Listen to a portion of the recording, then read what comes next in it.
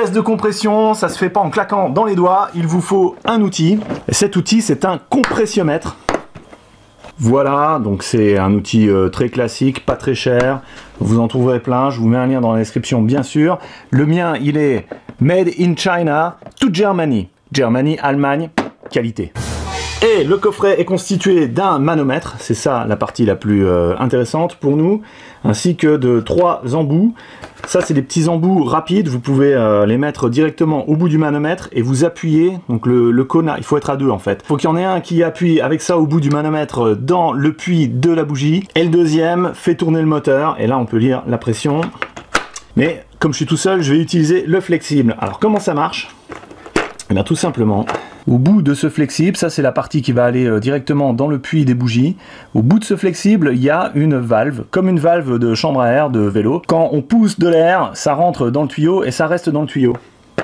Et donc le manomètre qui est là au bout, eh bien, il va nous indiquer la pression, et plus on fait tourner le moteur, plus de l'air va rentrer dans le tuyau et y rester, et donc plus l'aiguille du manomètre va monter, et à un moment donné elle atteindra un maximum, et ce sera ça la pression de compression maximale que le cylindre qu'on mesure peut produire. Et voilà, avec ça dans le coffret, vous avez aussi différents embouts avec différents diamètres. Donc ce coffret, il est uniquement pour les moteurs à essence. Un moteur à essence, ça va produire une compression de l'ordre de 10 bars. Pour les moteurs diesel, il vous faudra un autre outil qui peut monter jusqu'à 30 bars. Et bien sûr, tout ce que je vous montre là, la manière de faire, ça ne s'applique que aux moteurs essence. Ok, je vais mettre en place l'outil. Alors avant de visser le tuyau, sur le filetage, je vais mettre une goutte d'huile de moteur. J'en mets aussi sur le joint torique. Ça va aider à l'étanchéité. Ensuite, ça se visse à la main comme ça. Attention, le moteur est chaud. Et je branche le manomètre au bout. Il faut tirer un petit peu ici.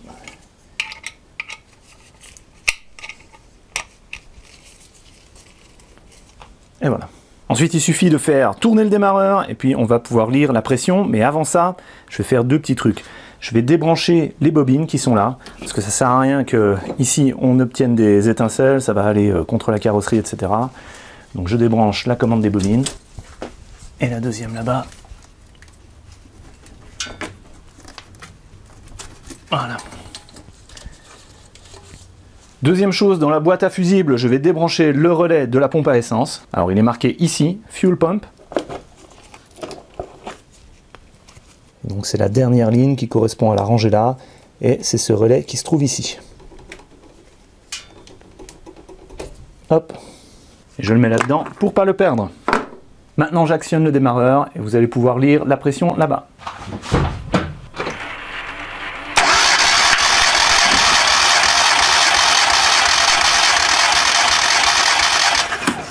Ok, j'obtiens 10,5 bars, un petit peu plus de 150 PSI. Et je note ça sur un calepin. Cylindre numéro 1, 10,5, et 150 PSI.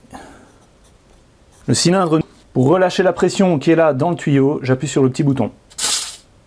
Quelque chose de très important quand on réalise ce test de compression, c'est qu'il faut appuyer sur la pédale d'accélérateur à fond. Comme ça ouvre bien le papillon d'admission et ça laisse rentrer l'air librement dans le moteur. Et le mieux, bien sûr, c'est de le faire pieds nus en Birkenstock. C'est parti pour le deuxième.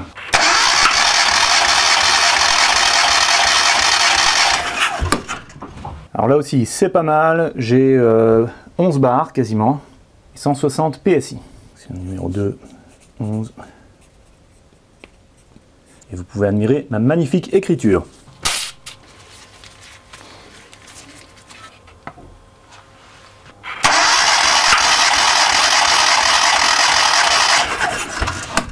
Ok, là on est à 10 bars, un petit peu moins de 150.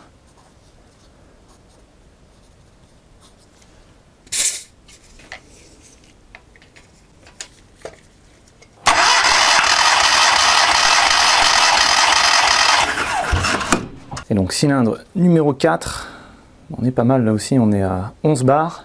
Voilà le résultat de mon test. On voit que le cylindre numéro 3 il est un petit peu faible, il est à 10 bars. Ceux-là ils sont au max, le 2 et le 4 à 11.